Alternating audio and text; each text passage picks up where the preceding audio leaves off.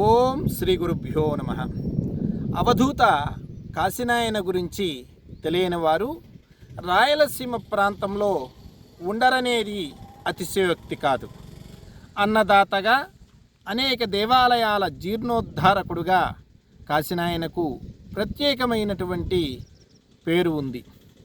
శ్రీ స్వామివారు 1999 డిసెంబర్ 6న మార్గశిర పౌర్ణమి రోజున దత్త జయంతి నాడు బ్రహ్మైక్యం చెందగా వారి మహాసమాధి జ్యోతిక్షేత్రంలో ఏర్పాటు చేయడం జరిగింది.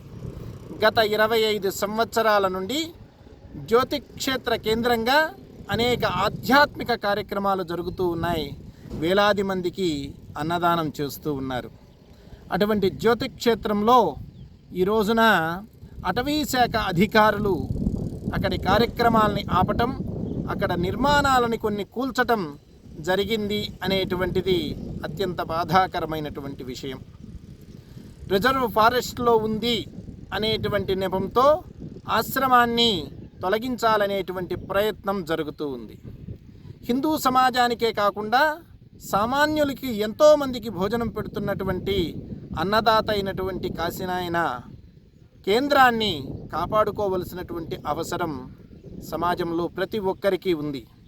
నాయకులు, పాలకులు ఆలోచన చేసి అక్కడ ఉన్నటువంటి స్థలానికి ప్రతిగా కొంత స్థలాన్ని తీసుకొని ఆ స్థలాన్ని స్వామివారికి కేటాయిస్తే అక్కడ అనేకమైనటువంటి కార్యక్రమాలు జరుగుతూ ఉన్నాయి. అవి ముందుకు సాగుతాయి, సమాజానికి ఉపయోగపడతాయి. మీరందరూ కూడా స్వామి సేవలో భాగస్వాములైనటువంటి భాగ్యం మీ అందరికీ కలుగుతుంది. అందరం కలిసి నడుద్దాం, అందరినీ కలుపుకొని నడుద్దాం, కాశీనాయన క్షేత్రాన్ని సంరక్షించుకుందాం. పాలకుల దృష్టికి ఈ విషయాన్ని తీసుకొని వచ్చి ఆ క్షేత్రాన్ని రక్షించుకునేటువంటి ప్రయత్నం చేద్దాం. ఓం శ్రీ గురుభ్యో నమః. జై వీరబ్రహ్మ జై గోవిందమాంబ జై. జై వీరబ్రహ్మ జై అచలానంద స్వామి జై. జై శ్రీరామ్. భారత్ మాతా కీ జై.